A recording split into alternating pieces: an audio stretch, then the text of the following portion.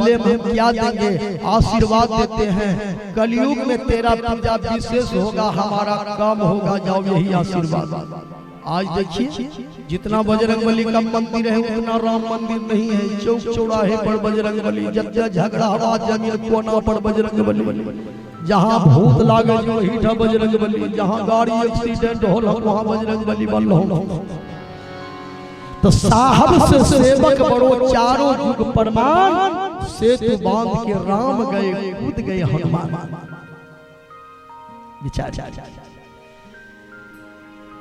आइए हम सुना रहे थे कि हनुमान जी ने कहा हम 100 योजन समुद्र को लांघ करके लंका जाएंगे, लेकिन आप लोग कंद मूल फल खा करके यही भजन कीजिए।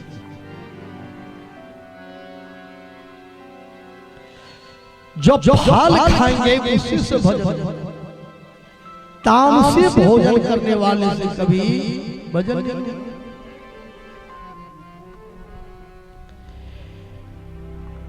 हनुमान जी सिंधु तीर ये भूधर सुंदर, कौतुक कुदी चढ़े उताऊ पर।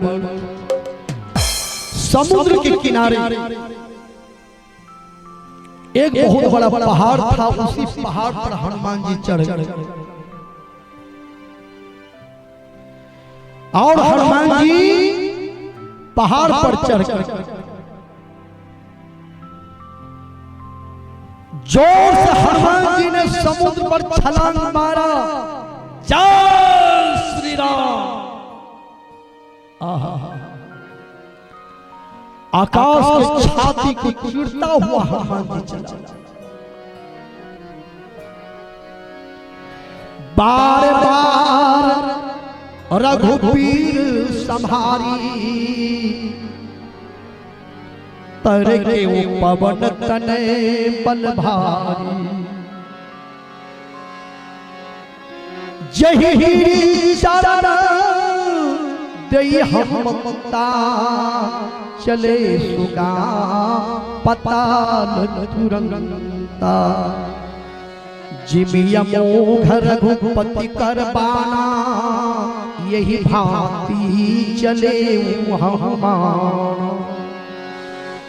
जल निधि रघुपति दूत बिचारी, ते महीना कहो ही श्रमहा।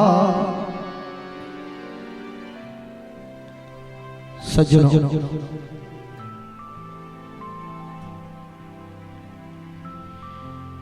आकाश की छाती को चीरता हुआ हनुमान जी चल। बार बार हनुमान जी भगवान श्री राम के नाम का स्मरण करती हुई जा। जय श्री राम, जय श्री राम।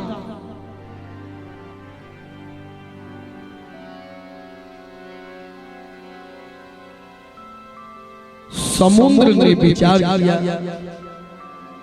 कि हनुमान जी जा रहे हैं, 100 योजन समुद्र को लांघ कर कैसे पार होंगे, कहीं रास्ते में थक नहीं जाए।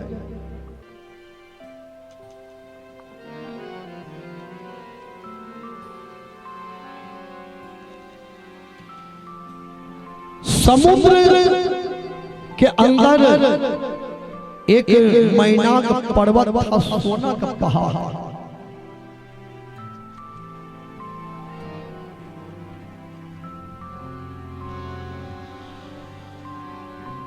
समुद्र ने मैनाक पर्वत से कहा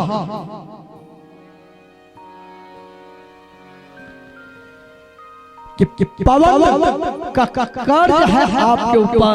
वही पवन पुत्र हनुमान जी लंका जा रहा है, कहीं रास्ते में थक नहीं जाए, इसलिए थोड़ा सा ऊपर उठ जाइए और हनुमान जी को कहीं अपने ऊपर विश्राम करने के।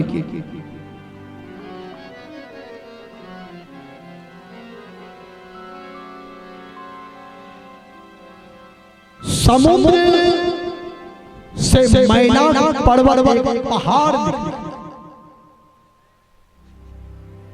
जो सोना के पहाड़ था। सोने के पहाड़ ने हनुमान जी से कहा, हे हनुमान,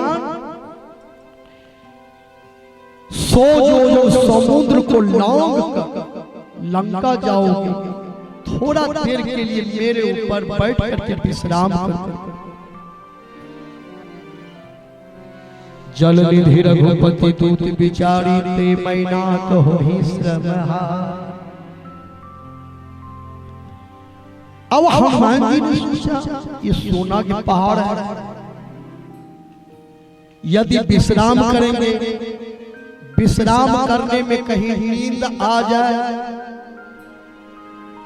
तो हम तो सो जाएंगे, माता सीता जी का पता तब लगेगा।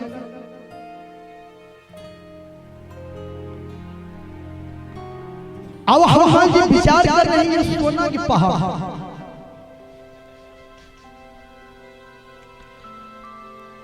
यदि सोना के पहाड़ को हम त्याग देते हैं तो त्याग का भी अहंकार हो जाएगा कि सोना के पहाड़ को हम त्याग दिए हैं, ये भी अहंकार होगा।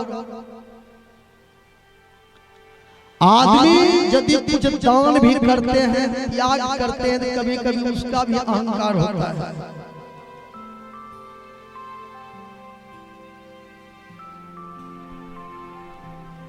अब हनुमान जी सोच रहे हैं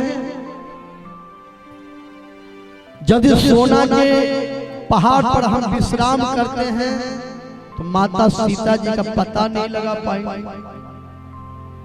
अब क्या क्या क्या दूसरी बात है कि भागवत में लिखा हुआ है कि भगवान श्री कृष्ण कहते हैं कि द्रव्य में मैं सोना हूं। उसी भागवत में राजा परीक्षित ने कलयुग को सोना में भी रहने का स्थान दिया।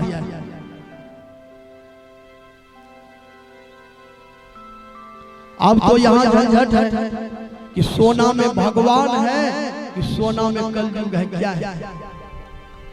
तो संत महापुरुषों ने फैसला कर दिया कि परिश्रम की कमाई से जो सोना खरीदते हैं उसमें भगवान का वास है।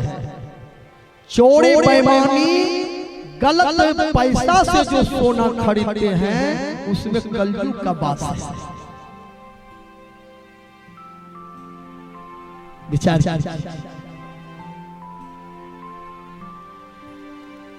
याद रखिए